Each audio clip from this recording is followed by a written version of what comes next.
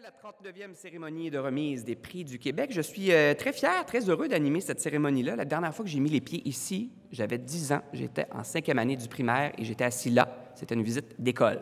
Comme quoi, on peut arriver à quelque chose dans la vie, même si on fait de la télé.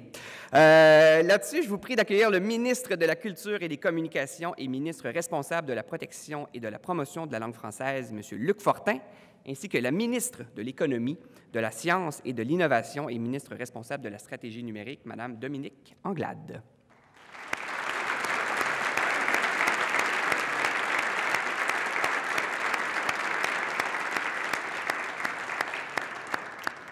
Et évidemment, les stars de la journée, je vous demande d'accueillir les lauréates et les lauréats des Prix du Québec 2016.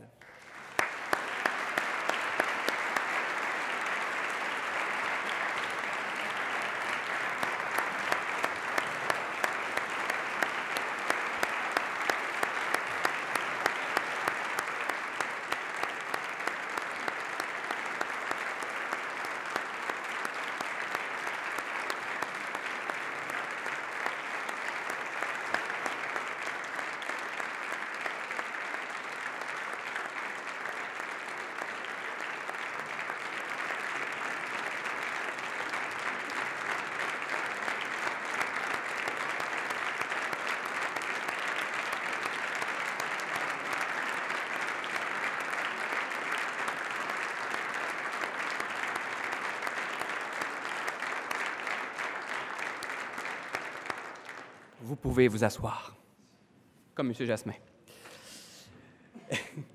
Madame la ministre de l'Économie, de la Science et de l'Innovation et ministre responsable de la stratégie numérique, Monsieur le ministre de la Culture et des Communications et ministre responsable de la protection et de la promotion de la langue française, Mesdames et Messieurs les parlementaires, lauréats et lauréates, représentants des médias, les gens du milieu culturel et scientifiques aussi, distingués invités, je suis très fier d'animer la cérémonie aujourd'hui qui honore les personnalités qui vont recevoir la plus haute distinction gouvernementale dans les domaines de la culture et aussi de la science. Et ça suscite l'intérêt. On fait salle comble aujourd'hui. Bravo. Les personnalités devant vous aujourd'hui ont eu une carrière remarquable qui mérite grandement d'être saluée. Donc, c'est vraiment un honneur pour moi de participer à ce moment exceptionnel-là. D'autant plus, j'ai eu le privilège d'échanger avec quelques-uns des lauréats VIP qui viennent avec la job d'invité et d'animateur aujourd'hui. Pour voir les portraits des lauréats, si ça vous intéresse, je vous invite à consulter le site web des Prix du Québec, que vous allez pouvoir découvrir le parcours, les réalisations aussi qui leur valent l'honneur qu'on leur remet aujourd'hui. Les lauréates et les lauréats vont recevoir une bourse, un parchemin calligraphié et une médaille en argent sterling, médaille qui est d'ailleurs une création originale de l'orfèvre Mathieu Cheminé, qui est parmi nous aujourd'hui. Et chaque médaille est gravée avec le nom de la lauréate ou du lauréat et présentée dans un écrin créé par le relieur d'art Jonathan Tremblay. Vous pouvez admirer ces pièces-là qui sont exposées à l'entrée de la salle, donc n'hésitez pas à aller jeter un petit coup d'œil après la cérémonie. Et sans plus tarder, j'invite le ministre de la Culture et des Communications et ministre responsable de la protection et de la promotion de la langue française, M. Luc Fortin, qui va prendre la parole. Mesdames et messieurs, chers collègues, chers hauts fonctionnaires et surtout chers lauréats, c'est un grand plaisir de vous accueillir en compagnie de ma collègue et amie, la ministre de l'Économie, de la Science et de l'Innovation et ministre responsable de la stratégie numérique, Dominique Anglade. Je veux avant tout souhaiter la plus cordiale bienvenue à la famille et aux proches des grandes Québécoises et des grands Québécois qui reçoivent en cette année 2016 les plus hautes distinctions remises par l'État dans les disciplines de la culture et de la science. Tout d'abord, je veux m'adresser aux personnes auxquelles je remettrai tout à l'heure l'une de ces magnifiques médailles des Prix du Québec confectionnées par l'orfèvre Mathieu Cheminé. Chères lauréates, chers lauréats, je veux, au nom des Québécois, vous témoigner l'immense considération que nous avons pour vous. Vous nous faites honneur par votre créativité et par votre contribution à l'avancement de notre société. Cette cérémonie est pour vous. Profitez-en. Merci, M. Fortin. Et là, je cède maintenant la parole à la ministre de l'Économie, de la Science et de l'Innovation et ministre responsable de la stratégie numérique, Mme Dominique Anglade. Alors, bonjour. Je salue mon cher collègue Luc Fortin, mes collègues de l'Assemblée nationale, toutes les personnes ici présentes, les membres de la famille, les amis et surtout les lauréats. L'attribution des prix du Québec témoigne de l'admiration et de la reconnaissance que nous avons envers les femmes et les hommes qui ont eu un parcours exceptionnel tant au niveau culturel que scientifique.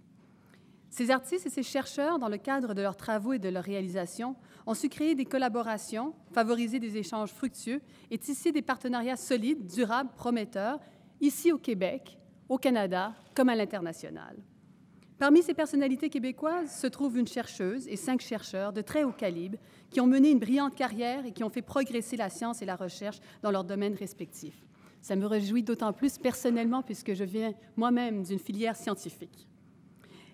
Cette lauréate et ces lauréats scientifiques ont 3 points en commun.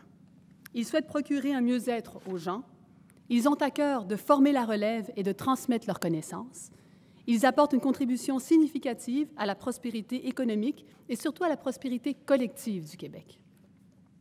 Vous savez, les activités de recherche et d'innovation s'accompagnent d'une haute responsabilité, celle de porter l'espoir d'un monde meilleur.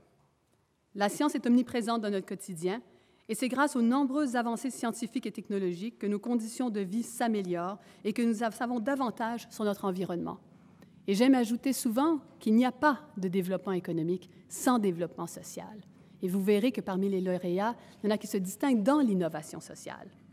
Je salue donc et je félicite, au nom de toutes les Québécoises et de tous les Québécois, les récipiendaires scientifiques et culturels 2016, et je leur exprime notre gratitude et surtout notre respect.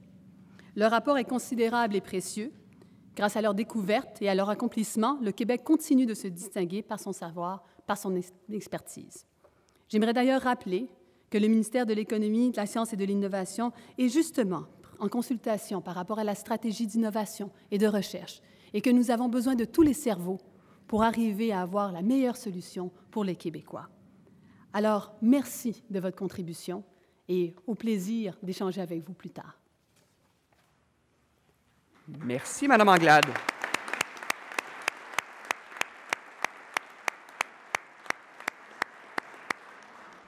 On va débuter.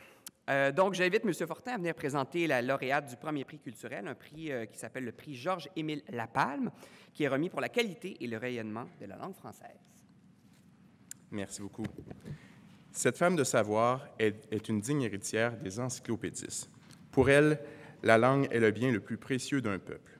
Elle est un instrument essentiel à toutes les activités de notre société, du commerce à l'industrie lourde, en passant par la publicité, l'édition et la technologie, pour n'en nommer que quelques-uns. Elle a milité toute sa vie pour une langue française sans complexe, une langue aux finalités bien concrètes, mais aussi une langue de poète. Sa contribution a été déterminante à une époque où le Québec établissait ses repères linguistiques et terminologiques.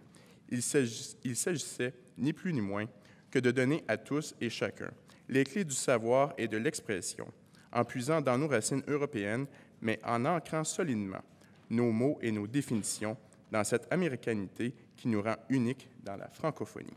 Elle a, à l'aide de ses collaborateurs, participé à un ouvrage figurant dans la bibliothèque de tout professionnel de l'écrit.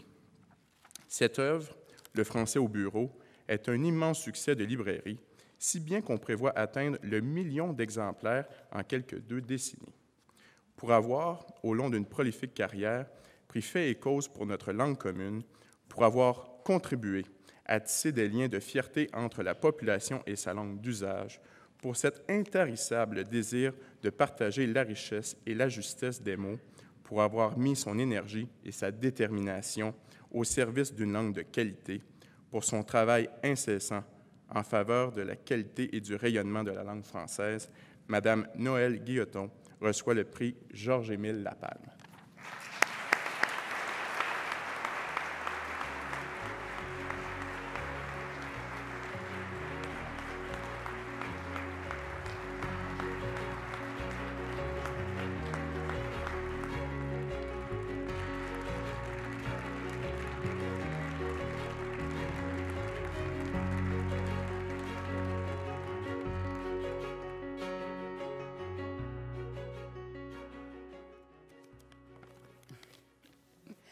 Merci, Monsieur le ministre.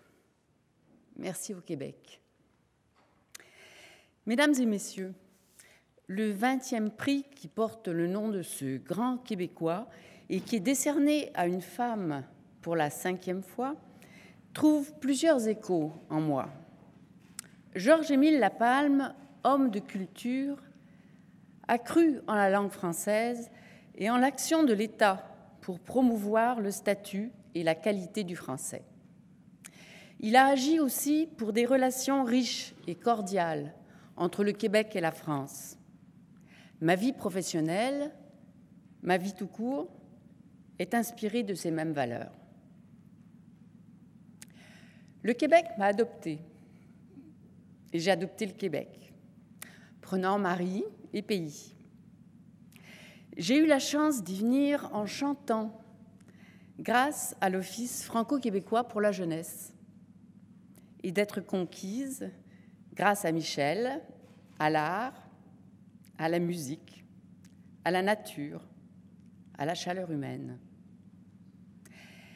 Emmanuel et Catherine, Erwan et Maëlle sont aussi au centre de ma vie québécoise et bretonne, et je crois être une preuve vivante des bienfaits des échanges culturels.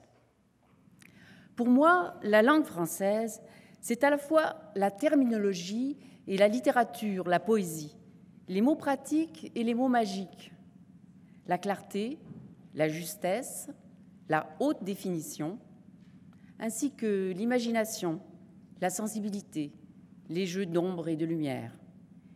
Et toujours aussi indispensable, l'intelligence, l'exigence et la créativité. La prise de possession et la maîtrise de sa langue dans toute sa richesse, c'est l'accès à la connaissance. C'est une question de curiosité intellectuelle et de volonté, de responsabilité et de vigilance, de confiance et de courage, individuellement et collectivement. Un poète a dit « aimer, c'est agir ». Un autre, qu'une des façons les plus importantes d'agir sur la réalité, c'est de passer par le langage.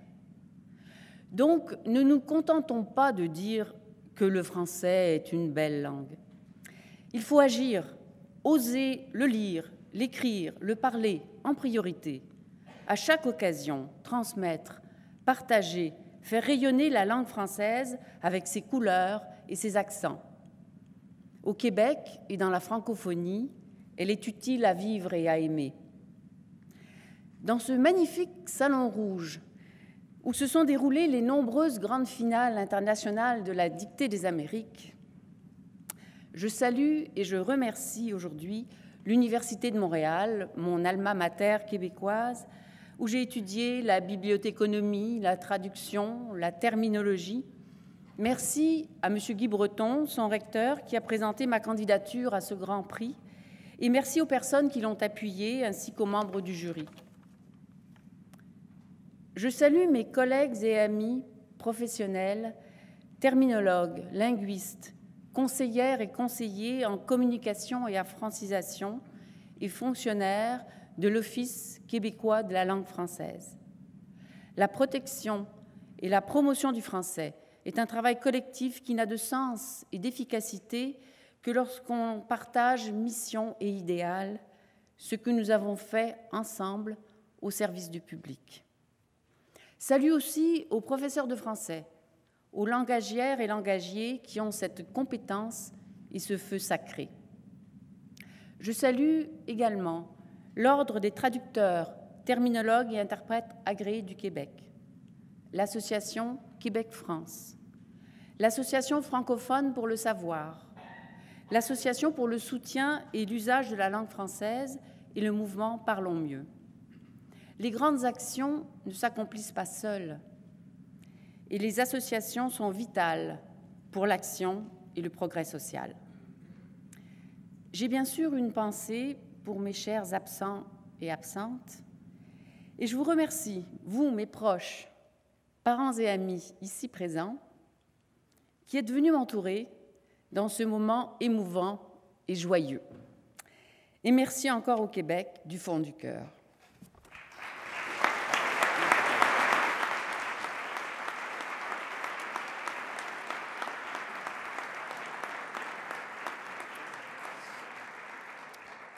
J'invite maintenant la ministre Anglade à présenter le lauréat du premier prix scientifique d'aujourd'hui, le prix Wilder Penfield, qui est accordé dans le domaine de la recherche biomédicale.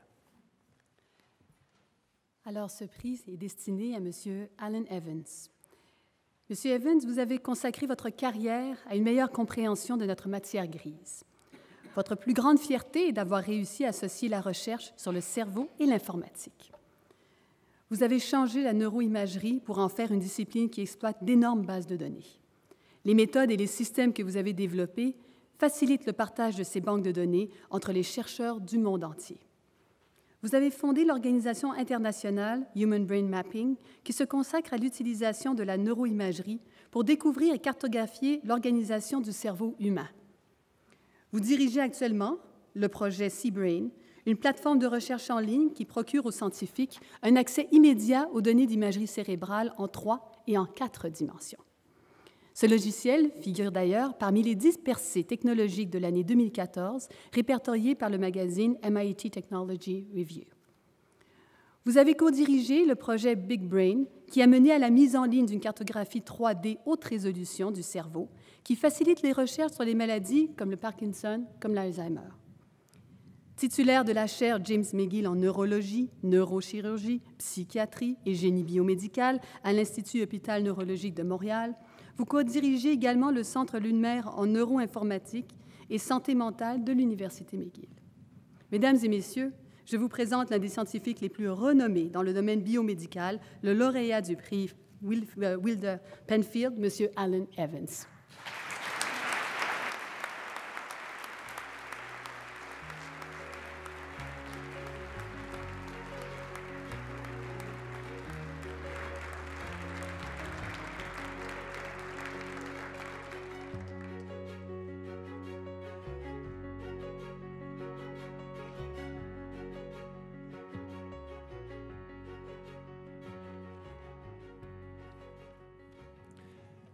Madame le ministre Anglade, Monsieur le ministre Fortin, distingués invités, mesdames et messieurs, et ma chère famille.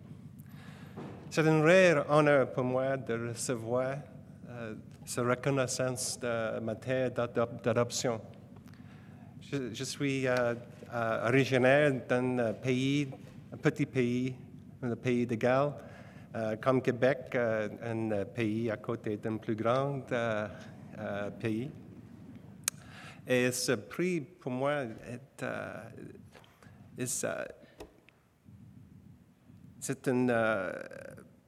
signifie tellement pour moi. Il a une signification particulière pour moi d'être nommé pour le fondateur de mon établissement d'affiches, l'Institut neurologique de Montréal. Mon travail, c'est plus fun que travail. J'ai eu le privilège de travailler avec les meilleurs scientifiques du cerveau du monde. J'espère continuer à le faire pendant encore longtemps. Merci beaucoup.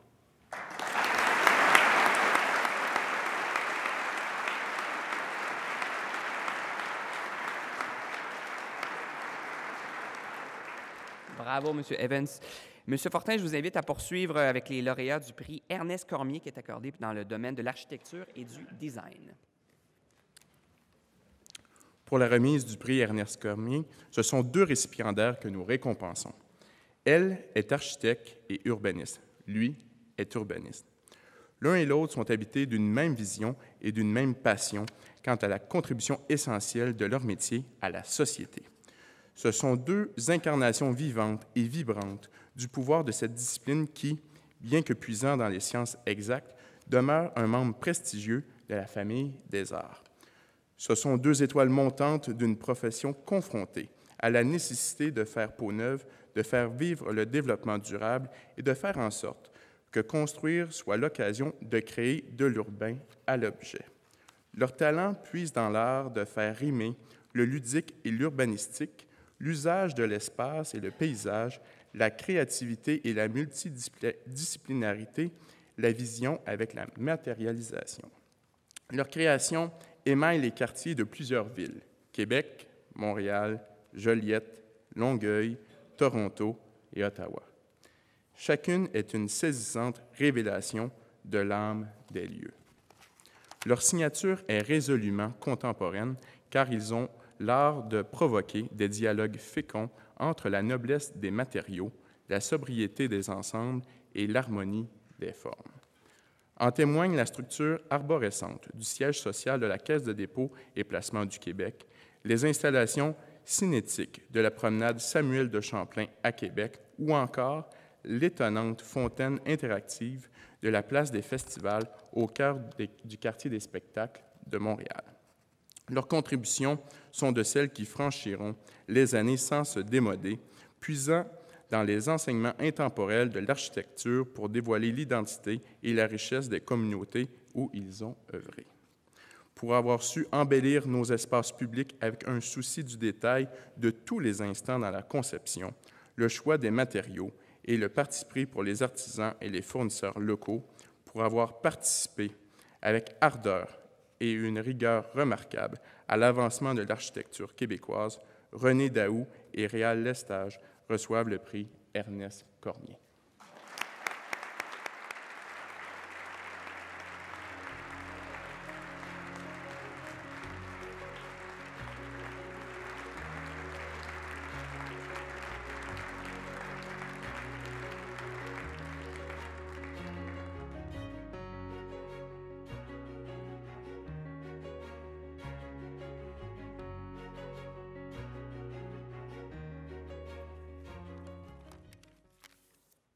Madame la ministre, Monsieur le ministre, distingués invités, alors merci pour ce prix. C'est pour nous un très, très grand honneur. En fait, nous le recevons avec beaucoup d'humilité. Merci à Phyllis Lambert, en fait, et aux autres signataires pour la présentation de notre candidature. Phyllis, cette grande dame de l'architecture qui nous inspire à poursuivre et à défendre la cause architecturale dans des contextes parfois souvent difficiles. Salutations particulières à Gilles Guité, un partenaire marquant de notre pratique. Ernest Cormier a jalonné notre parcours dès le début. Étudiant à l'Université de Montréal, nous fréquentions campus et bâtiments conçus par cet architecte et ingénieur d'exception, une valeur d'exemple pour Daou Lestage.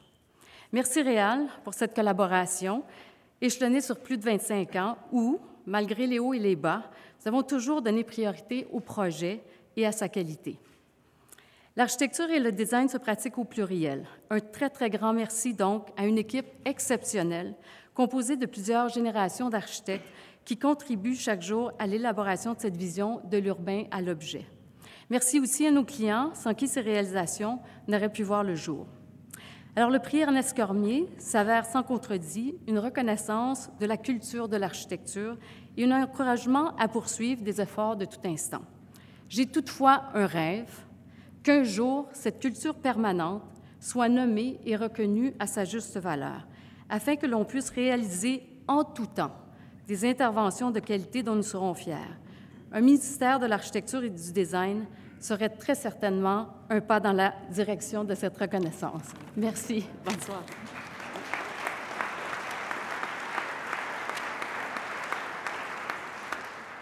Alors, merci aussi, René, pour cette collaboration sur déjà près d'une trentaine d'années, quand même, c'est pas rien.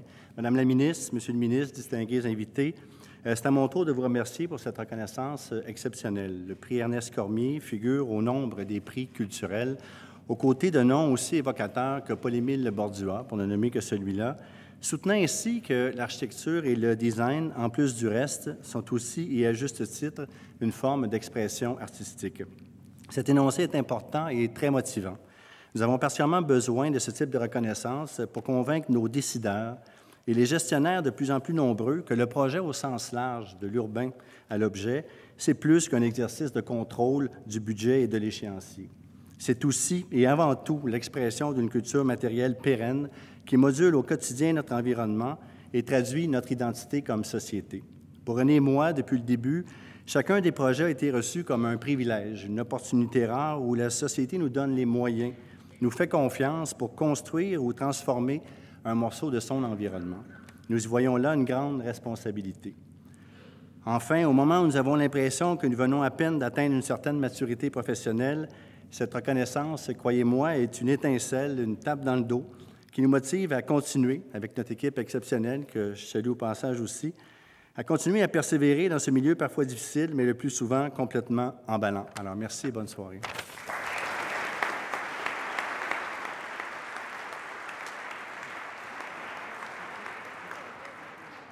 Merci beaucoup.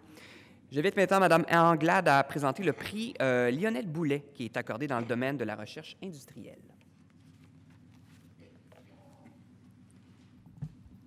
Alors, nous remettons aujourd'hui le prix Lionel Boulet à M.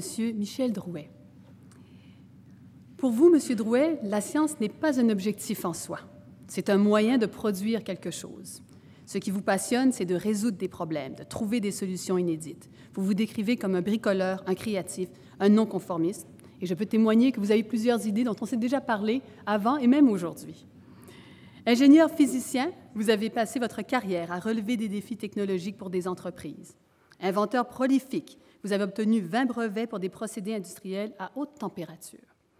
Vous avez notamment mis au point des technologies pour produire de l'aluminium, des torches pour incinérer les déchets, de la poudre pour imprimer des objets en 3D. Vos innovations sont utilisées aux 4 coins du monde. Le secteur métallurgique profite également de votre regard novateur grâce aux nombreuses années que vous avez consacrées à améliorer la valorisation des écumes d'aluminium. À votre façon, vous avez marqué le secteur de l'aluminium au Québec. Vos inventions et vos nouveaux procédés représentent des avancées importantes pour cette industrie. Maintenant, chef scientifique de technologie MGA à Montréal, vous plaidez qu'il faut valoriser l'invention et prendre les mesures requises pour en tirer profit. C'est sans doute pourquoi vous participez actuellement aux essais en laboratoire d'un nouveau procédé de valorisation de déchets industriels. Assurément, votre carrière scientifique est loin d'être terminée. Alors, bravo au lauréat du prix Lionel Boulet, M. Michel Drouet, qui se distingue par ses innovations scientifiques et technologiques et par sa contribution majeure à la recherche industrielle au Québec.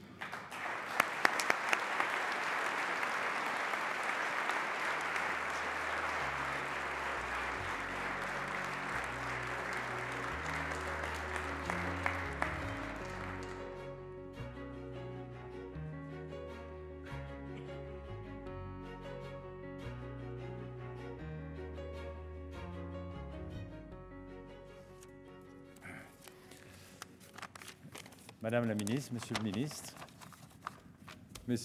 Mesdames et Messieurs les invités, merci, bonsoir. Alors, je tiens à remercier le gouvernement du Québec pour ce prix Lionel Boulet. C'est un grand honneur pour moi. Je voudrais également remercier les différentes compagnies où j'ai eu la chance de travailler, de m'avoir donné le support monétaire et en collaborateur permettant l'exploitation de mes innovations. À titre d'exemple, mon invention de production de poudre de titane par atomisation plasma, mise en exploitation par la compagnie AP&C à Boisbriand, n'a été possible que grâce aux investissements de messieurs Georges Dusk et Roland Veilleux, alors qu'ils en soient remerciés, et je veux rendre hommage à ces investisseurs. Un grand merci également à ma famille, mon épouse Janet, et à mes 3 enfants, Philippe, Daniel et Catherine, pour leur support et compréhension tout au long de ma carrière d'inventeur. Merci à tous et bonsoir.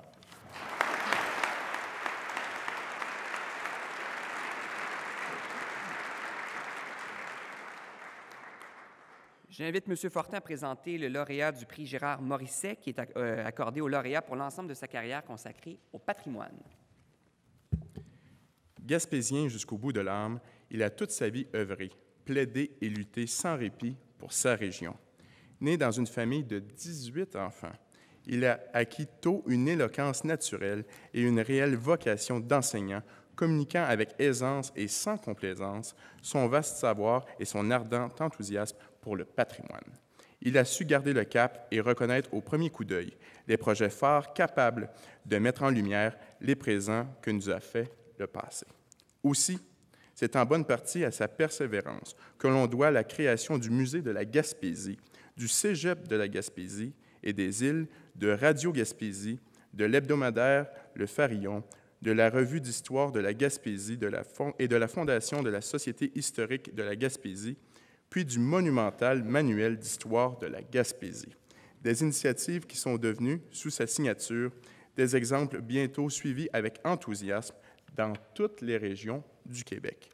Cumulant les habiletés du pédagogue, de l'ethnologue et du muséologue, il a exploré toutes les facettes de l'héritage de sa Gaspésie bien avant que l'on parle de patrimoine immatériel. Se définissant avant tout comme un professeur, il considère sa carrière comme le combat d'un éducateur, un engagement toujours renouvelé pour la langue, le savoir, l'histoire et le patrimoine qui font de nous ce que nous sommes. Pour avoir, pendant plus de 6 décennies, valorisé le savoir et la mémoire que sont porteurs de sens, d'identité et de fierté, pour avoir navigué avec aplomb dans les courants parfois tumultueux de son époque à la défense de l'histoire et du patrimoine, pour son immense respect de la culture dite populaire, détenue par ses concitoyennes et ses concitoyens de toutes origines et de toutes conditions, pour sa contribution exceptionnelle à la préservation du patrimoine culturel québécois, M. Jules Bélanger reçoit le prix Gérard Morisset.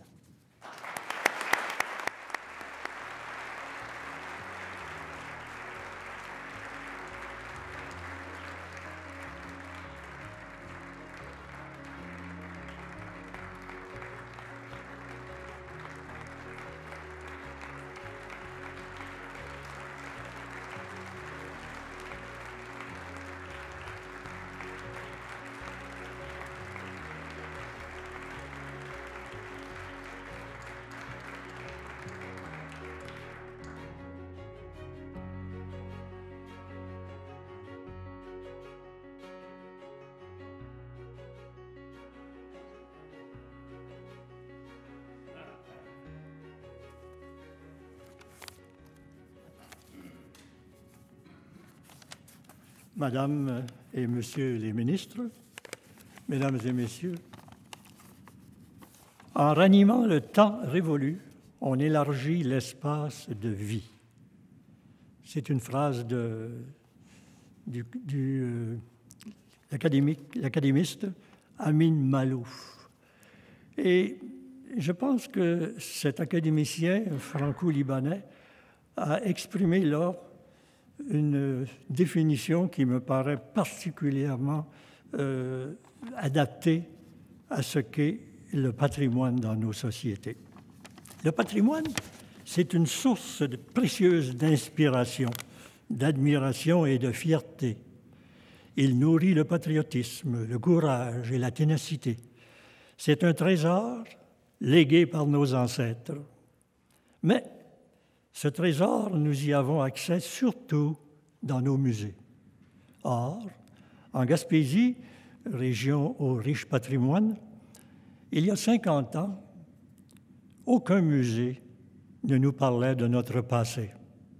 Aucun musée ne nous parlait de l'histoire de ce peuple de pêcheurs et de bûcherons, durement exploités par des étrangers d'une autre culture et d'une autre langue.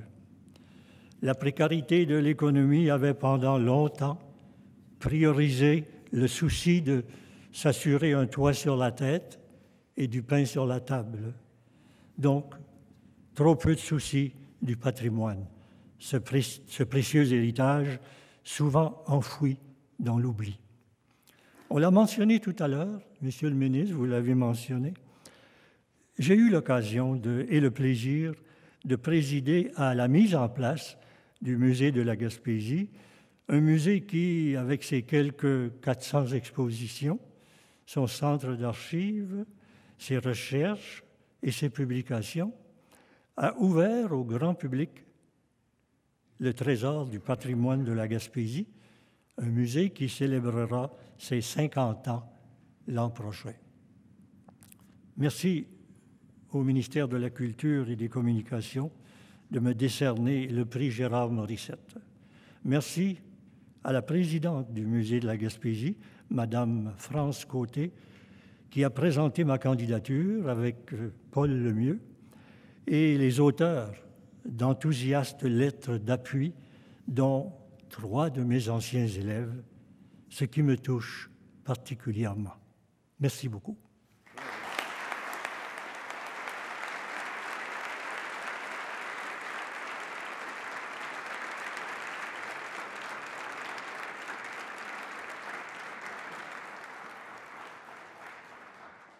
J'invite maintenant Mme Anglade à présenter le lauréat du prix Léon Gérin, qui est accordé pour les sciences humaines et sociales. Alors, nous avons le plaisir de remettre le prix Léon Gérin à M. John Anthony Hall. Monsieur Hall, jeune étudiant, vous vouliez comprendre où allait le monde et quelles étaient les forces en jeu. Jeune professeur à la London School of Economics, vous avez contribué à faire connaître une discipline novatrice, la sociologie historique comparative, qui consiste à examiner le passé pour analyser le présent. D'ailleurs, peut-être que nous en aurions besoin aujourd'hui. C'est en publiant Powers and Liberties en 1985 que vous avez acquis une renommée internationale. Cet ouvrage, portant sur la montée de la puissance en Occident et plaçant les relations internationales au cœur de l'analyse, est salué sur les campus universitaires comme dans les médias, et vous a valu une invitation à Harvard, où vous y avez enseigné durant 4 années. Très peu de penseurs contemporains peuvent se targuer d'avoir apporté une contribution aussi remarquable à des débats cruciaux en sciences sociales.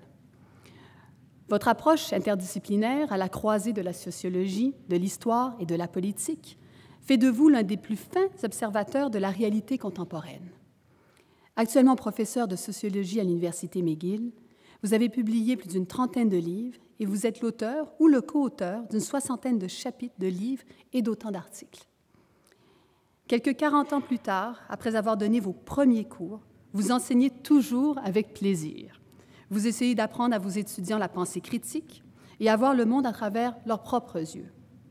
D'ailleurs, l'an dernier, l'Association des étudiants en sociologie de l'Université McGill vous a nommé le professeur le plus éclairant.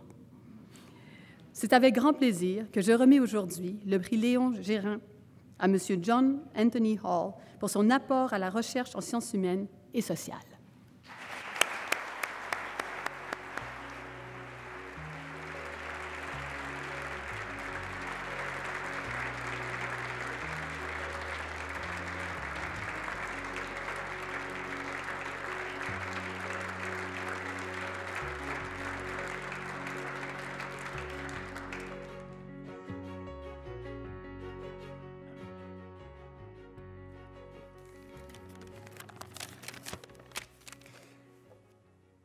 Mesdames et messieurs, j'ai vécu au Québec maintenant pour 26 ans. J'ai y reçu toujours un accueil généreux et chaleureux.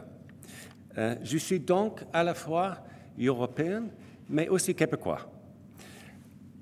Ma vie a été merveilleuse ici. J'adore une ligne de la pensée française qui reste importante ici, de Montaigne à Montesquieu et de Tocqueville à Aron.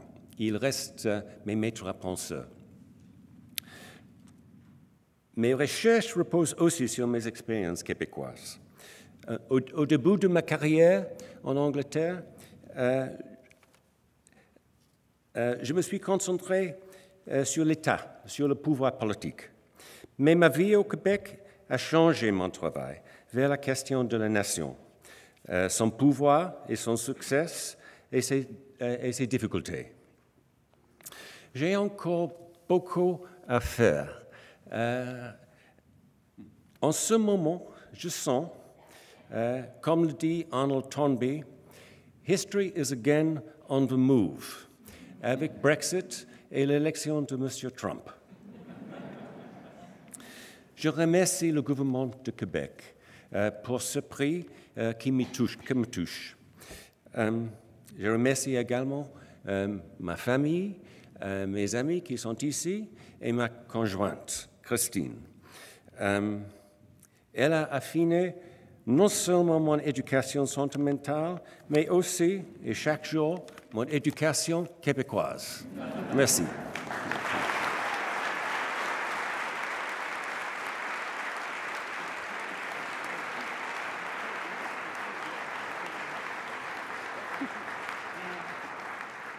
Bravo.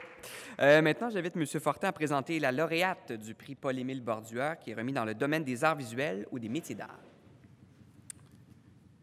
Fascinée, capturée par la fulgurance des formes et des couleurs, elle a choisi sa destinée à sa manière, en femme fière, devenant au passage l'une des figures les plus importantes de l'histoire de la peinture au Québec. Elle est de celles pour qui l'art est une démarche d'audace et d'absolu. Son parcours est une émouvante et puissante leçon de liberté. Liberté totale de l'artiste, liberté de la gestuelle et de l'acte créateur. Liberté vertigineuse de l'être intérieur. La nature a été pour elle une grande source d'inspiration, ce qui, en art abstrait, n'est pas commun, mais donne à son œuvre un formidable et inimitable élan vital. Proche de celui qui a donné son nom au prix qui lui est décerné, elle a reçu de Paul-Émile Bordua de précieux enseignements sur le reflux global des conventions, la splendeur de l'acte spontané et l'anarchie resplendissante de l'art. Ces toiles semblent capter directement la lumière, les contrastes et les couleurs à travers l'espace pour créer d'éblouissants poèmes visuels. Ces œuvres sont parfois recherchées, parfois impulsives, mais elles sont toujours sensibles et accessibles. Elles ont traversé les modes et le monde, de Montréal à Paris, en passant par Rome, Tel Aviv, San Francisco, Los Angeles, New York, Vancouver, Winnipeg, Toronto et aussi Québec, où ces œuvres illuminent présentement de grands abat-jours sur la rue Cartier. Pour avoir su, avec une œuvre à nul autre pareille, ravir nos yeux pour mieux capturer nos émotions, pour avoir incarné une démarche unique à travers un émerveillement et une recherche d'infini toujours renouvelée, pour avoir écrit à elle seule un étincelant chapitre de l'histoire de l'art au Québec, Madame Rita Letendre reçoit le prix Paul-Émile Bordua. Madame Letendre,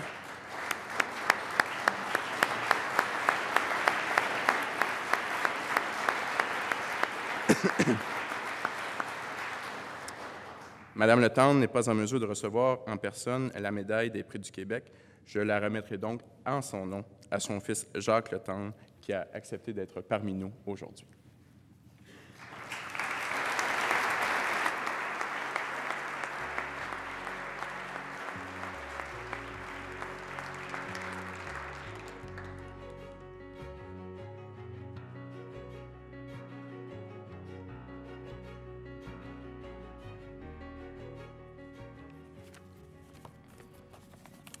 On doit s'en tenir à 1 minute. Comme jeudi. Madame la ministre Anglade, Monsieur le ministre Fortin, Mesdames et Messieurs lauréates et lauréats, distingués invités.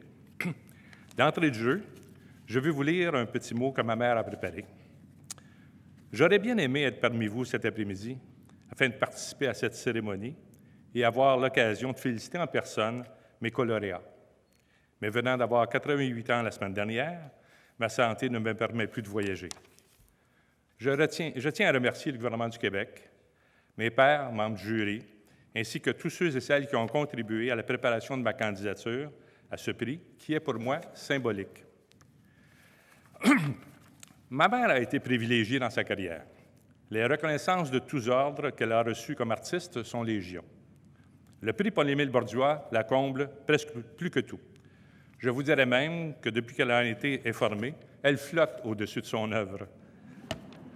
Paul-Émile Bordua a été son mentor. Elle l'a rencontré en 1948 à l'École des Beaux-Arts. Elle avait 19 ans. C'est Bordua qui lui a appris que peindre n'est pas de reproduire ce qu'elle voyait, mais de montrer l'esprit. Cela a été sa voie artistique, la voie artistique de toute sa carrière. Combien de fois m'a-t-elle répété ce credo? Cette voie lui a également été inspirée par sa grand-mère, qui a été sa source d'inspiration première. Cette femme sentait la vie, la vraie vie, même si elle ne savait ni lire ni écrire, m'a-t-elle dit. Ma mère était audacieuse, en tant que jeune femme peintre dans un groupe d'artistes non conformistes en l'époque du refus global. Cette audace a certainement pavé la voie aux femmes artistes des générations suivantes. Aujourd'hui, si elle était présente parmi nous, elle souhaiterait assurément qu'il y ait davantage de femmes à recevoir le prix Paul-Émile Bordua. La peinture de ma mère aura été sa parole, son œuvre, son chemin de vie. Merci beaucoup.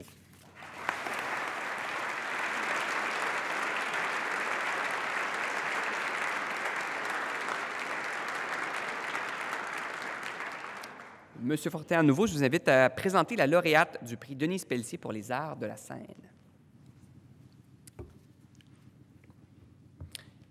Elle est une de ces femmes qui ont osé s'aventurer dans le monde presque exclusivement masculin des chefs d'orchestre. Pionnière au sein d'une discipline considérée comme avant-gardiste, elle compte parmi les rares chefs d'orchestre à avoir exploré les sentiers peu fréquentés de l'art musical contemporain. Son sens aigu de la pédagogie universitaire et son désir de contribuer à une société plus sensible à la culture musicale sont au cœur de sa carrière et de son combat pour l'amour de l'art. Fondatrice et cofondatrice du nouvel ensemble moderne, des rencontres de musique nouvelle du domaine Forget et du Forum international des jeunes compositeurs, elle a participé à l'interprétation de 500 œuvres, 200 créations originales et 80 compositions d'auteurs canadiens, faisant accéder l'expression contemporaine du Québec au statut de discipline reconnue et rayonnante sur la scène internationale. Avec son orchestre, elle a parcouru le monde séduisant, des publics du Japon, d'Angleterre, d'Amérique, d'Allemagne, de France, d'Espagne et de Belgique, avec sa touche unique, volontaire et aérienne. À l'écoute de ces interprétations, on comprend pleinement cette définition qu'elle nous offre de la musique actuelle. C'est, dit-elle, une invitation au voyage. Après 30 années au NEM, elle passe cette année le relais, tout en ayant soin de préparer la relève au sein des nouvelles générations. Pour avoir créé à Montréal un milieu favorable aux meilleurs créateurs contemporains, pour avoir étendu l'interprétation jusqu'à des limites inouïes, pour avoir fait de la musique moderne une discipline contribuant à la renommée de la culture québécoise, Lorraine Vaillancourt reçoit le prix Denise Pelletier.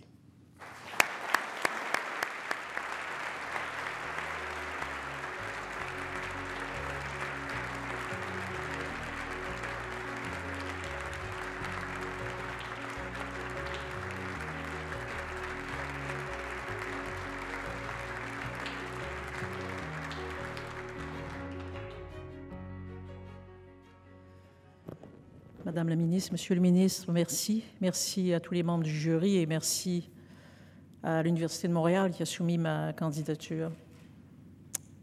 Et une pensée très émue à cette très grande actrice, artiste qu'était Denise Pelletier. Et je vous rassure, ce que vous entendez n'est pas de la musique contemporaine. Si on mesurait systématiquement la qualité des choses à la quantité de personnes qui les consomment, je ne serais pas ici aujourd'hui. Je vis dans un pays qui privilégie à tort, ou en tout cas trop, à mon avis, le consensus. Je vous remercie de faire illusion encore. Je crois qu'on peut emprunter des chemins de traverse sans être nécessairement condamné à la solitude ou au silence. Si je suis ici aujourd'hui, je le dois évidemment à tous ceux qui m'ont précédé, qui m'ont tiré vers le haut, qui m'ont conseillé, enseigné, accompagné, suivi, écouté, enduré. Si je suis ici aujourd'hui, je ne serais pas ici aujourd'hui sans tous les musiciens et toutes les musiciennes qui, depuis plus de 4 décennies, sont assis devant moi et continuent de m'éblouir avec leur talent, leur engagement, leur passion. Je ne serais pas ici aujourd'hui sans les compositeurs qui osent la modernité, la complexité, sont peu entendus, mais ils ont beaucoup de choses à nous dire pourtant. Je serai éternellement reconnaissante à tous les créateurs. Ils sont pour moi la chose la plus belle et la plus riche de ce Québec d'aujourd'hui. Et pour faire écho à la belle soirée d'hier américaine, j'oserais ajouter qu'il faut insister, il faut répéter jour après jour, haut et fort, que les créateurs sont d'utilité publique, même si le retour sur investissement n'est pas toujours immédiat. Je vous remercie.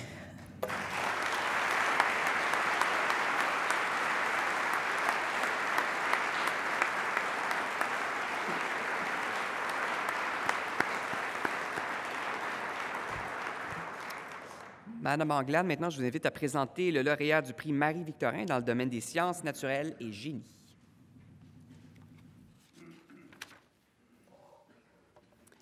Alors, j'ai le plaisir de remettre le prix Marie-Victorin à M. Mario Leclerc. Pour vous, M. Leclerc, la recherche, c'est de la création. Et lorsqu'on ajoute une touche d'improvisation à la science, ça donne l'innovation. Cette philosophie fait de vous un scientifique d'exception. Les polymères photoactifs et électroactifs font partie de votre champ d'études. En mots simples, vous avez travaillé sur des plastiques qui conduisent l'électricité et qui sont colorés de façon naturelle. Lorsque le plastique est mis en contact avec du matériel génétique, il peut spécifiquement repérer des séquences d'ADN. Si une séquence est spécifique à une bactérie ou à un virus, alors le polymère change de couleur. Cette avancée majeure, qui permet de diagnostiquer des maladies de façon simple et rapide, a été classée parmi les grandes découvertes québécoises par le magazine Québec Science. Après cette aventure en milieu biomédical, vous vous êtes penché sur les piles solaires plastiques, une percée technologique qui permettra le développement de dispositifs produisant une énergie renouvelable à très faible coût. L'évolution de votre laboratoire reflète assurément les grands débats scientifiques des dernières années, qui concernent notamment le décryptage du génome humain et les changements climatiques. Titulaire de la chaire de recherche sur les polymères photoactifs et électroactifs du Conseil de recherche en sciences naturelles et en génie du Canada, vous avez été inscrit par la Société d'information Thomson Reuters dans la liste des savants qui ont changé le monde en 2014 et en 2015. Je vous félicite, M. Mario Leclerc, et je suis heureuse de vous remettre le prix Marie-Victorin pour votre apport à la recherche en sciences naturelles et en génie.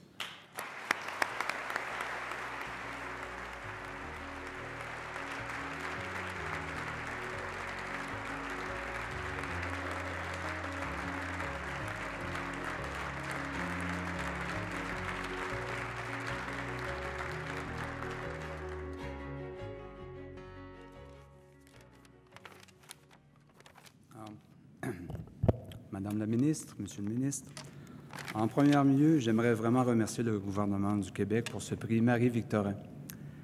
La première fois que j'ai entendu le nom du frère Marie-Victorin, j'étais étudiant au séminaire Saint-Joseph de Trois-Rivières dans les années 70 et je devais faire de la recherche, une recherche sur les arbres du Québec. Et on m'avait recommandé de lire donc La flore laurentienne du frère Marie-Victorin. Et je dois dire qu'à 12-13 ans, le fameux livre me semblait un peu austère et ça ne m'avait vraiment pas initié ou donné le goût de faire de la recherche. Mais ça montre l'influence des professeurs au fil du temps. Et j'ai rencontré de nombreux professeurs qui m'ont donné le goût de faire de la recherche, et tant au Canada qu'en Allemagne. Et donc, ces gens-là m'ont vraiment donné, si vous voulez, m'ont montré le chemin. Clairement, mon meilleur professeur, c'est mon épouse Marie, qui m'enseigne plein de choses à tous les jours. C'est mon meilleur étudiant également. Mes parents, évidemment, mes enfants, Nicolas, Gabriel. Donc, les professeurs, ça a été extrêmement important dans ma carrière, mais également les étudiants. Et donc, certains sont ici des collaborateurs, des associés de recherche, des professionnels de recherche. C'est clairement grâce à eux que je suis ici aujourd'hui. Et tout ce que j'aimerais dire, c'est que si je suis seul devant vous aujourd'hui, ce n'est clairement que la pointe de l'iceberg. Il y a un énorme travail de centaines de personnes qui ont contribué à tout ce travail. Encore merci.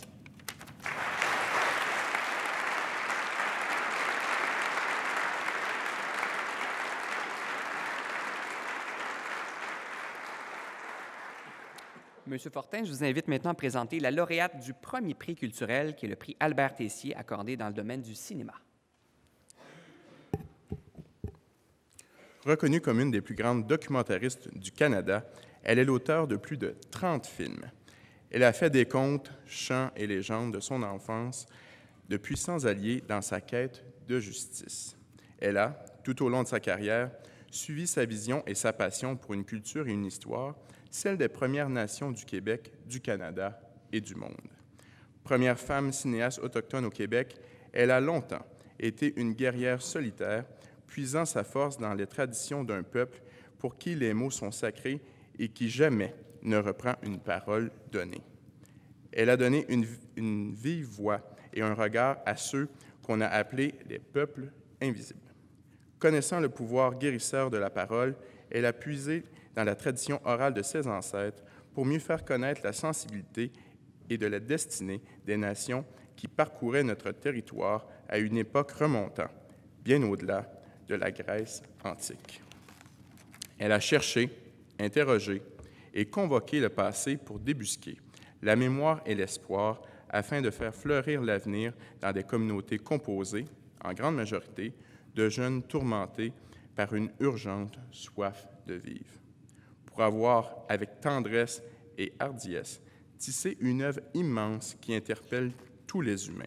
Pour avoir, en tant que militante et artiste éprise d'authenticité et d'équité, mis en valeur et en image un patrimoine autochtone inestimable, à la fois fragile et persistant, à l'image de la mémoire de l'humanité, pour son apport majeur à la cinématographie québécoise, Alanis Obomsawin reçoit le prix Albert Tessier.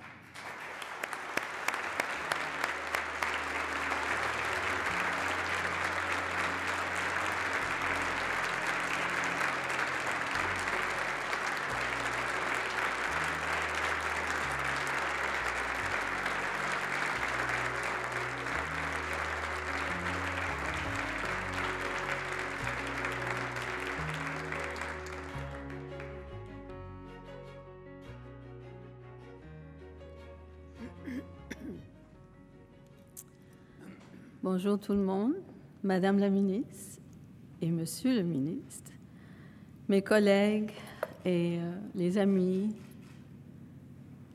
Je suis très heureuse d'être ici. Je dois dire que ce matin, je me suis levée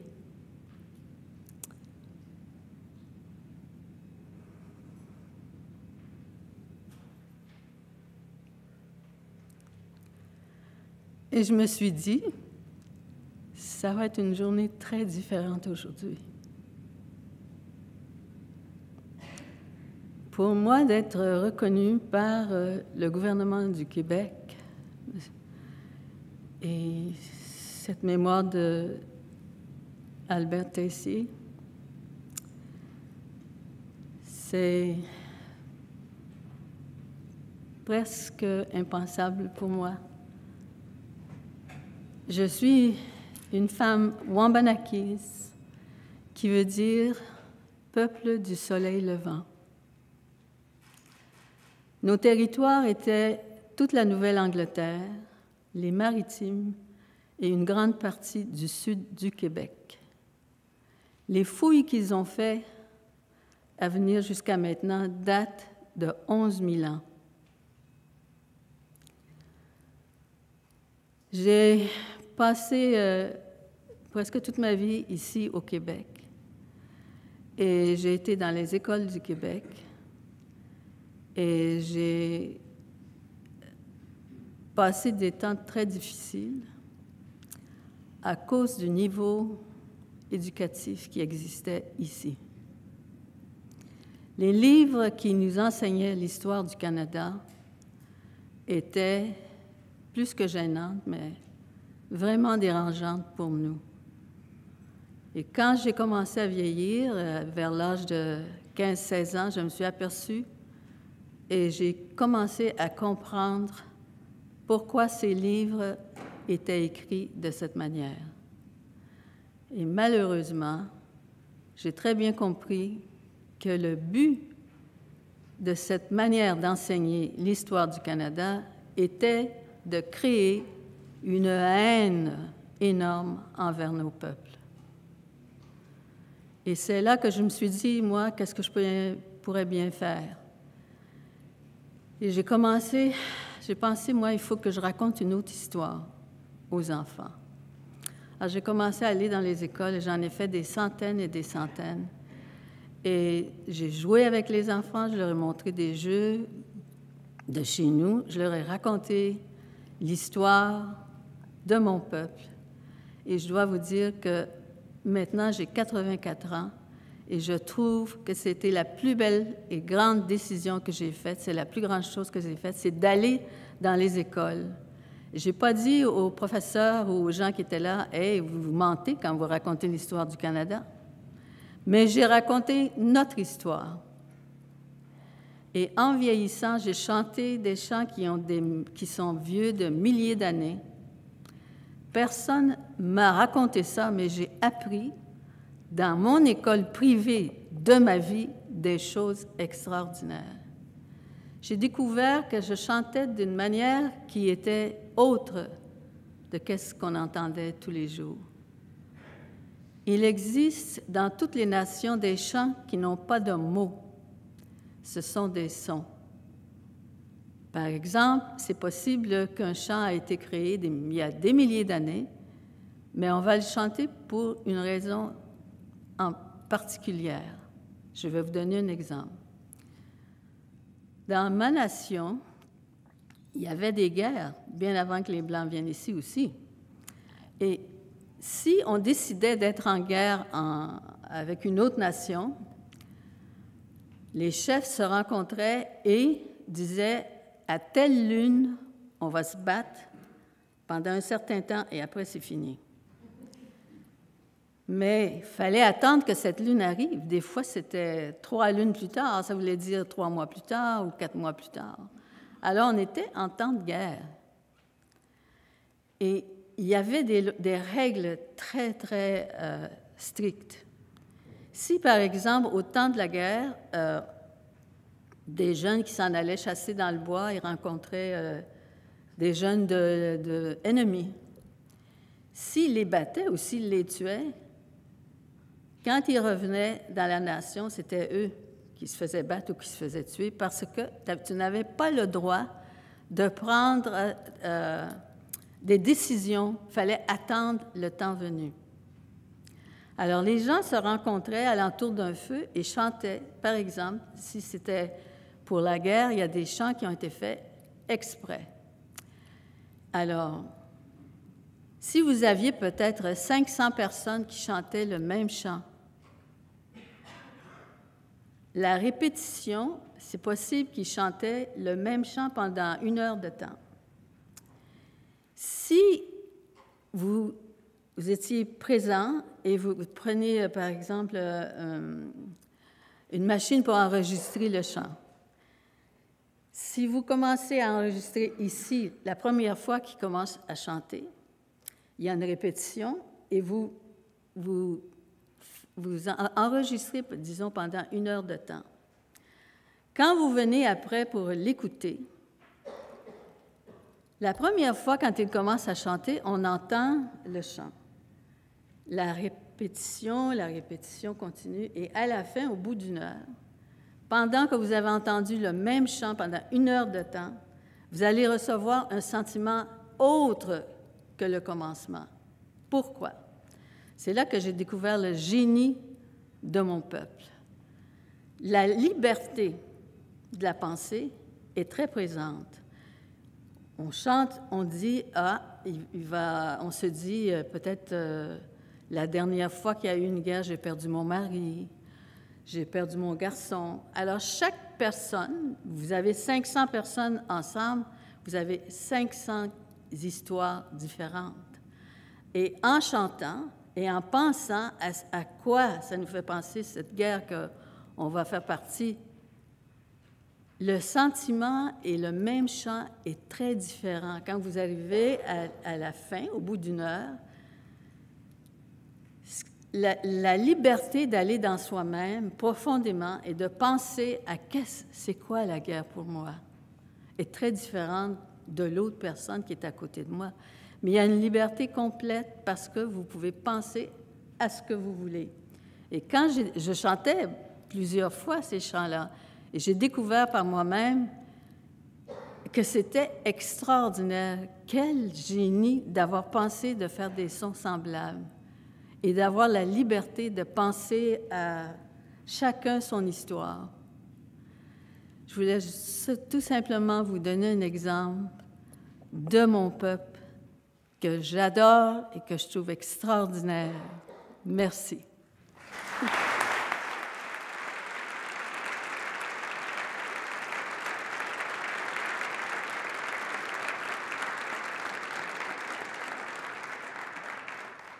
Madame Anglade, je vous invite maintenant à présenter le lauréat du prix Armand Frappier qui est remis pour la création, le développement d'institutions de recherche et la promotion de la recherche. Alors, il me fait plaisir de remettre le prix Armand Frappier à M. Denis Richard. Réputé physiologiste, M. Richard, vous faites partie des meilleurs chercheurs au monde dans le domaine de l'obésité. Vous êtes un pionnier et l'un des leaders internationaux dans l'étude des mécanismes régissant le contrôle de la prise alimentaire et de la dépense énergétique, des facteurs déterminants de l'obésité. Professeur titulaire à la Faculté de médecine de l'Université Laval, vous êtes directeur du groupe interdisciplinaire de recherche sur l'obésité et titulaire de la chaire de recherche sur l'obésité de l'Université Laval. Vous dirigez également le centre de recherche de l'Institut universitaire de cardiologie et de pneumologie de Québec. En quelques années, vous avez triplé l'espace de recherche et le nombre de chercheurs pour en faire l'un des 20 meilleurs instituts de recherche sur l'obésité, et ce, sur plus de 30 000 à l'échelle internationale. Votre grande réussite comme chercheur est d'avoir contribué à faire de l'obésité un lien central entre toutes les activités cliniques et scientifiques de l'Institut. Vous avez démontré que les maladies cardiaques et pulmonaires forment, avec l'obésité, un ensemble de problèmes qui est parfaitement interrelié. Vous représentez l'idéal du chercheur biomédical, combinant une rigueur et une intégrité scientifique qui est inébranlable, un appui continu à la formation de la relève et une vision clairement définie menant à des progrès scientifiques sur le long terme. À cela s'ajoute un leadership inspirant pour l'organisation et le développement des instituts scientifiques au Québec et au Canada. C'est donc avec joie que je vous décerne aujourd'hui, M. Richard, le prix Armand Frappier, qui reconnaît votre talent de chercheur, mais aussi de bâtisseur et de promoteur de la recherche.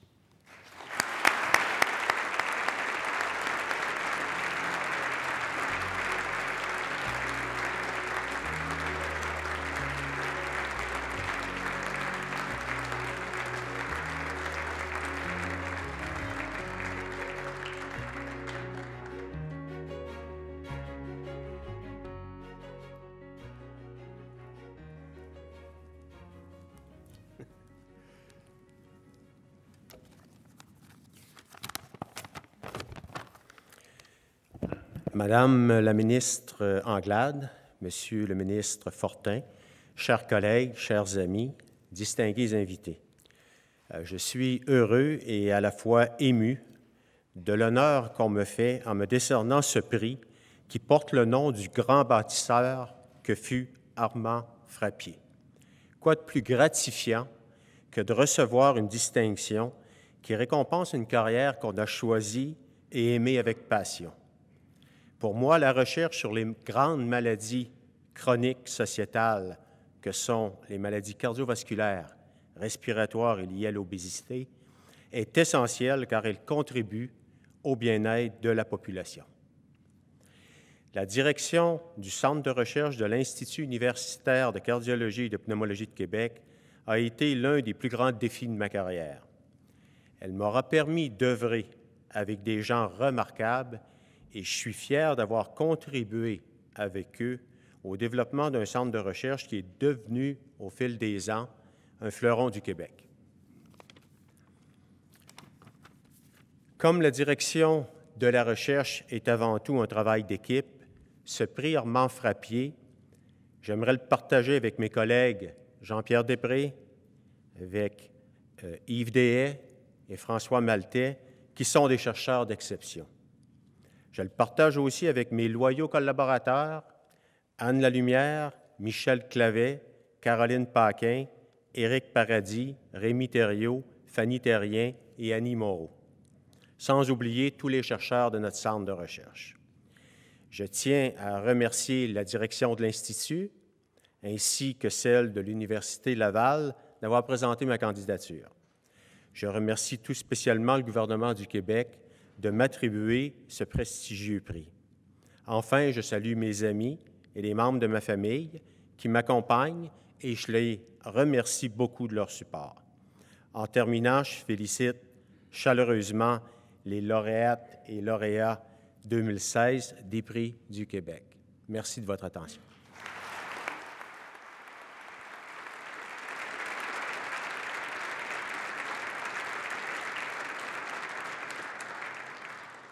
Ministre Fortin, je vous invite à présenter le prix Guy Moffett qui est remis en radio et en télévision.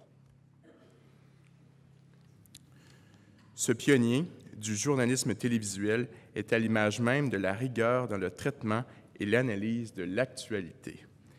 Bien qu'il soit presque une légende vivante, il reste d'une modestie tout aussi légendaire, car il a toujours eu la conviction que dans cette profession, l'on doit s'effacer au profit de l'information.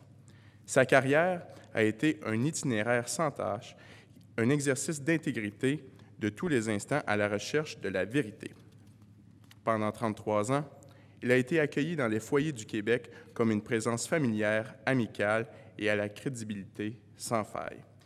Il nous a accompagnés dans tous les événements historiques qui ont rythmé l'actualité sur les scènes nationales et internationales. Son bilan se chiffre à des milliers d'heures de diffusion, plus de 1000 téléjournaux, 24 soirées électorales fédérales et provinciales et 3 mémorables référendums qu'il a animés et commentés avec son style unique. À cela s'ajoute un nombre important de grandes entrevues et d'émissions spéciales inoubliables. Il a été d'un professionnalisme exemplaire tout au long de sa carrière, même au moment de partir, ce 18 décembre 2008, alors qu'il nous disait au revoir avec pour seule effusion une légère hésitation dans la voix. Il fait partie intégrante de notre culture pour avoir hissé l'information francophone du Canada parmi les mieux cotées au monde, pour le rôle qu'il a joué dans l'histoire du journal télévisé, pour le respect qu'il a gagné auprès de ses pairs et, plus important que tout à ses yeux, des téléspectateurs québécois, pour son rôle historique dans la création d'une industrie télévisuelle québécoise de grande qualité. Et j'ai envie de dire, si la tendance se maintient, le prix Guy Moffett sera remis à M. Bernard de Rome.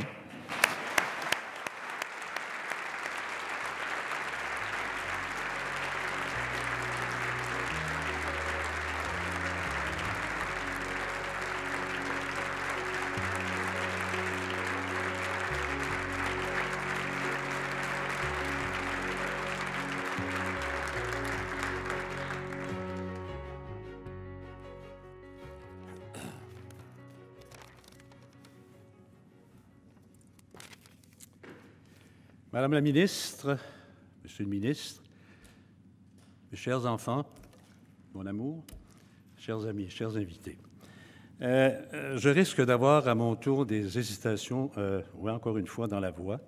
Je vais vous le dire, je suis extrêmement ému d'être ici aujourd'hui devant ce prodigieux prix du Québec qui m'est décerné.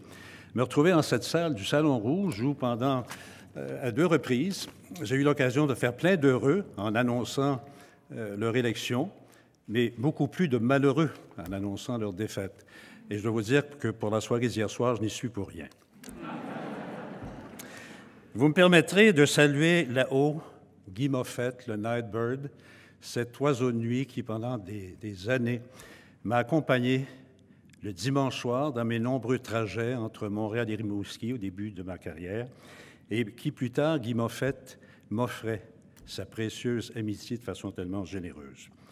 Merci aussi à ceux qui ont présenté et soutenu ma candidature, d'abord la Société Radio-Canada, qui, pendant 44 ans, m'a permis de réaliser mes rêves les plus fabuleux, en toute liberté, et ça à tous les niveaux, plancher des vaches comme au niveau supérieur, entouré de ces équipes aussi talentueuses et compétentes qui m'ont rendu meilleur.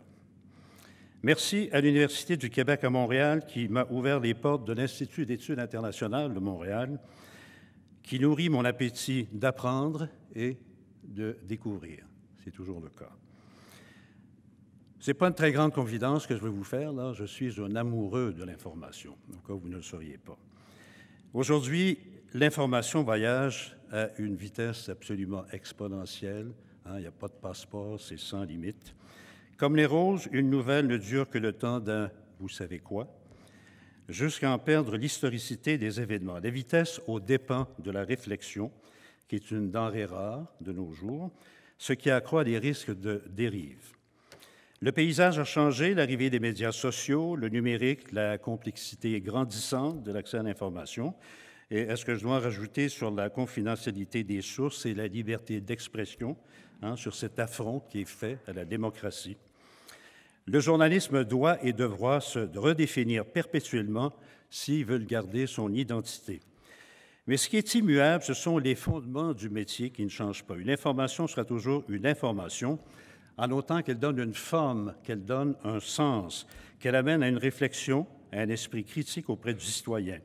En fait, c'est un peu comme la roue. La roue, là, jamais on ne pourra en changer la forme. Tout ce qu'on pourra en changer, ce sont les matériaux. C'est un immense privilège que d'avoir pu prendre l'antenne comme ça régulièrement pendant toutes ces années, fidèle au service public. Et là-dessus, je voudrais citer ce très grand journaliste que j'ai tant admiré, et déjà très, très tôt, quand j'étais petit gars. La tâche des vrais démocrates est de voir à ce que le peuple soit de plus en plus au courant, instruit et renseigné sur ses propres intérêts. René Lévesque. Merci.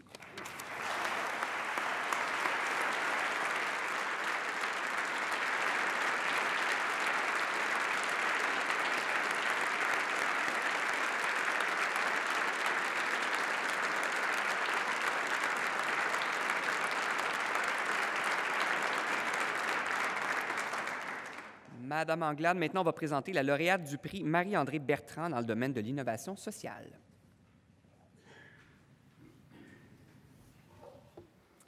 Alors, j'ai l'honneur de remettre le prix Marie-André Bertrand à Madame Carole Lévesque. Madame Lévesque, votre curiosité et votre soif de connaissance vous ont amené à devenir une anthropologue reconnue internationalement et une référence sur les questions autochtones au Québec. Professeure titulaire et chercheuse au Centre Urbanisation, Culture, Société de l'Institut national de la recherche scientifique, vous avez créé Dialogue, ce réseau de recherche et de connaissances relatives aux peuples autochtones qui a pour objectif de favoriser et d'entretenir un dialogue constructif et éthique entre le monde universitaire et le monde autochtone. Vous avez également formé l'Alliance de recherche ODENA, afin de mettre en lumière des réalités encore très peu étudiées au Québec, soit celles des Autochtones vivant en milieu urbain. Vous avez récemment mis en place le partenariat de recherche internationale Le monde autochtone et les défis du vivre ensemble, gouvernance, pluriculturalisme et citoyenneté, qui vise à étudier et à faire connaître les initiatives de décolonisation, de reconstruction et de réconciliation sociale mises de l'avant par les peuples autochtones. Récemment, vous avez fondé la classe des sages, un laboratoire vivant d'innovation sociale qui se déroule au sein d'une communauté autochtone et qui réunit des étudiants, des professeurs, des sages et des intellectuels autochtones. Et trop souvent, lorsque nous parlons d'innovation, nous parlons d'innovation technologique. Je tiens à souligner l'importance de l'innovation sociale. Et un peu plus tôt, vous m'avez dit, en fait, c'est l'innovation sociale qui précède l'innovation technologique. Voilà que ma leçon est retenue. Votre volonté de construire des ponts entre des mondes de l'histoire, la colonisation, le racisme et la différenciation économique opposent vous honore réellement. Recevez, Madame Carole Lévesque, le prix Marie-André Bertrand pour l'envergure de vos recherches et de vos projets en innovation sociale.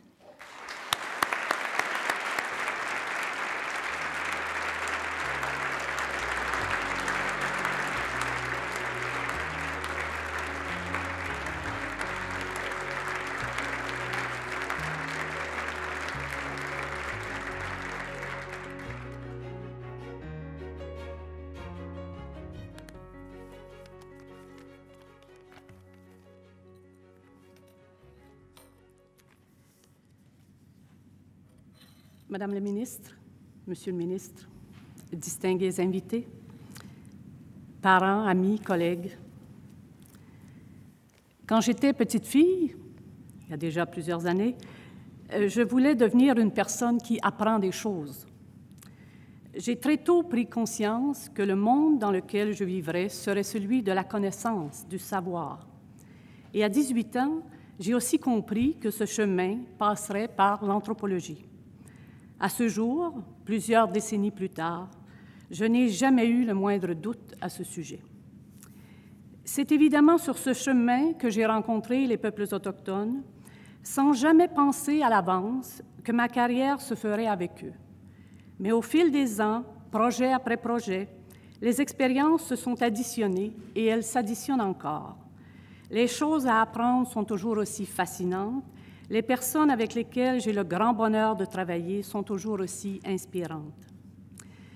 Pour ce grand honneur qui m'est fait aujourd'hui, je remercie d'abord le gouvernement du Québec et le secrétariat des prix du Québec, son personnel, de même que les membres du jury qui ont retenu ma candidature. Je suis particulièrement touchée que l'on m'ait accordé ce prix qui reconnaît mon parcours et qui porte le nom d'une femme que j'ai toujours admirée, des premiers jours de mon entrée à l'université jusqu'à la fin. Mais autre chose est aussi reconnue par la même occasion aujourd'hui. Du moins, est-ce ainsi que je l'entends. D'abord, le domaine lui-même de la recherche relative aux peuples autochtones, encore trop ignoré et trop souvent mal compris, même en milieu universitaire. Ensuite, ma démarche, qui est loin d'être classique et qui prend son ancrage sur le terrain, dans la réalité des situations, des événements et des gens qui composent le monde autochtone et lui confèrent son exemplarité. À mes yeux, rien n'est plus fondamental que la recherche de proximité, celle qui vous oblige à revoir constamment vos questionnements, celle qui conduit à sortir des sentiers battus, celle qui contribue à la réconciliation avec les peuples autochtones. Un mot tout spécial pour mon collègue et ami, le professeur Daniel Salé de l'Université Concordia, qui a préparé mon dossier de candidature avec le soutien du personnel de l'INRS, en particulier Simon-Pierre Raté, et la complicité de mes collègues Nathalie Carmoal, Jean Leclerc, Irène Bélier et Edith Cloutier. C'est un grand privilège de vous côtoyer. Mes remerciements s'adressent aussi à la Direction générale de l'INRS. Je suis particulièrement touchée du soutien et de la confiance que vous m'accordez dans tous mes projets. J'aimerais remercier, pour que ces projets existent, il leur faut un peu de carburant, n'est-ce pas? J'aimerais remercier le Fonds de recherche du Québec du financement accordé à mes projets depuis quand même plusieurs années. Au Centre Urbanisation, Culture et Société de l'INRS, j'exprime toute ma reconnaissance à la direction et notamment sa directrice Claire Poitras. J'aimerais également remercier du fond du cœur toutes les personnes qui œuvrent au sein du regroupement des centres d'amitié autochtones du Québec, de même que le Conseil Pequawka-Mi'kmaq Takuikan pour votre confiance. Vous donnez un sens à mon travail, à ma vie. Les remerciements les plus précieux sont pour ma famille. Votre présence, vos encouragements et surtout votre humour me sont indispensables. J'aimerais à mon tour féliciter tous les lauréates de cet magnifique événement, toutes les personnes qui ont contribué à l'organisation de cette journée. Merci beaucoup.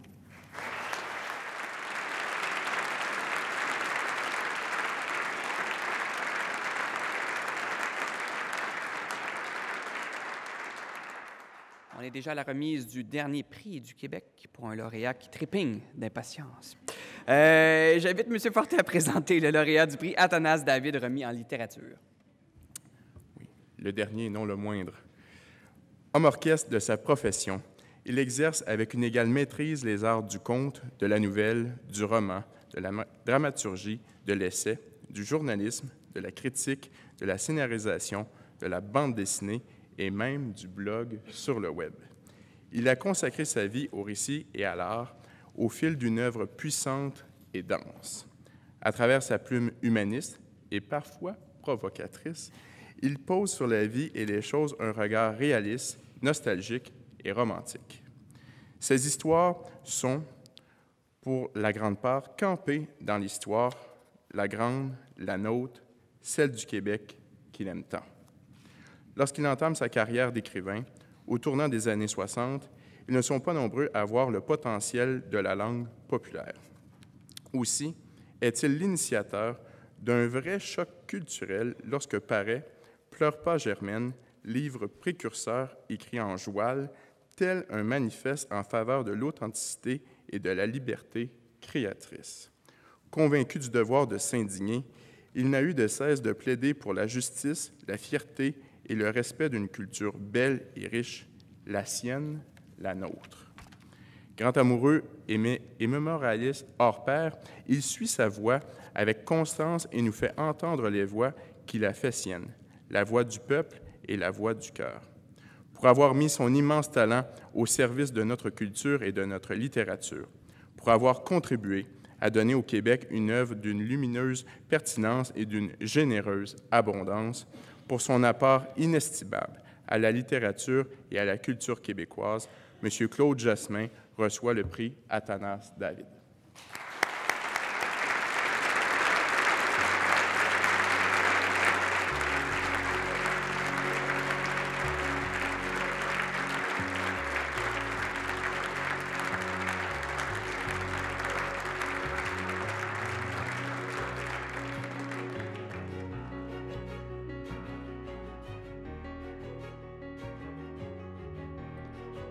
On nous a demandé de parler une minute seulement.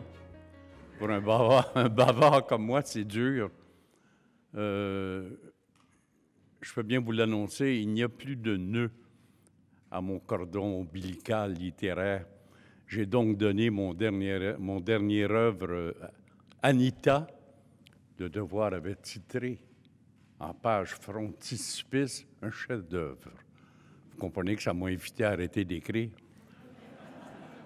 J'ai dit, ça y est, là, je dois être rendu à 30 secondes. Donc, merci. Merci à ma femme qui est là, qui m'a poussé à écrire à 30 ans et j'ai fait un livre par année. Je trouve que c'est bien assez. J'ai donné, que la relève se débrouille avec la suite.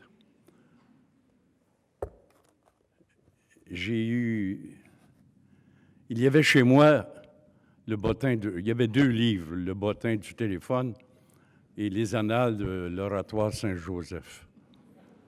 Vous comprenez que ce n'est pas à la maison que j'ai pris la piqûre d'écrire, mais je voulais dire à tous les petites filles et à tous les petits garçons que vous connaissez et qui sont dans un milieu plus que modeste, d'essayer de les encourager et de leur dire que je suis pas le seul bien sûr, mais un des modèles qui a moyen de s'en sortir. Vive la littérature québécoise.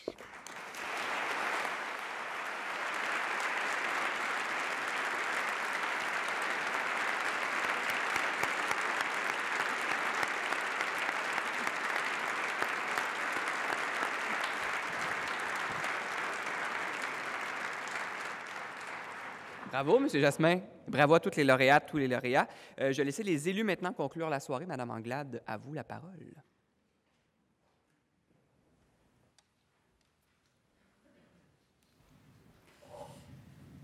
Alors, lauréats et lauréates des prix du Québec, vous recevez aujourd'hui la plus haute distinction gouvernementale dans les domaines scientifiques et culturels. Merci de tous les mots que vous avez partagés avec nous aujourd'hui, d'une grande inspiration. Excellence et dépassement, voilà ce qui vous qualifie réellement. Votre contribution au développement scientifique, culturel, économique est inestimable pour le rayonnement du Québec à travers le monde. Et c'est sans oublier que vous êtes aussi des modèles, comme le disait M. Jasmin, inspirants pour la relève scientifique et culturelle. À cet égard, j'aimerais souligner la présence parmi nous de gagnantes et de gagnants du concours étudiants chercheurs étoiles des fonds de recherche du Québec, des prix de l'Association francophone pour le savoir et du concours Chapeau les filles. Assurément, nous avons une très belle relève au Québec et je les inviterai à se lever pour que nous puissions les applaudir.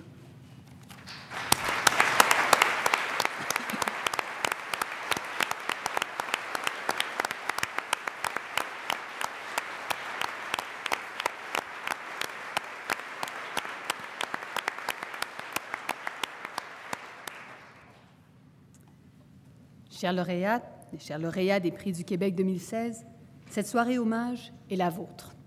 C'est l'occasion de partager et de célébrer avec vos parents et amis ce prix qui vous est décerné. Je souhaite que ce moment soit unique et surtout inoubliable. Permettez-moi de passer la parole à mon collègue Luc Fortin. Merci, Dominique. En conclusion de cette cérémonie, je veux encore une fois féliciter les lauréates et les lauréats des prix du Québec. Ces prix du Québec, ces magnifiques médailles, M. Jasmin la trouve très, très belle. Il était très impatient de la voir, mais la patience paye parfois. Incarnent la preuve irréfutable et durable du respect et de la gratitude qu'éprouve pour vous le Québec tout entier. Merci pour la voix unique que vous avez donnée à nos expressions artistiques et culturelles. Merci de nous rendre si fiers d'être Québécois. Merci d'être ce que vous êtes, des femmes et des hommes incarnant le meilleur de notre société et constituant de vibrants exemples pour les jeunes qui marchent et marcheront dans vos pas. J'aimerais également féliciter notre animateur d'aujourd'hui, Sébastien Diaz, pour son travail remarquable. Je pense qu'il mérite une main d'applaudissements. Merci, Monsieur le ministre.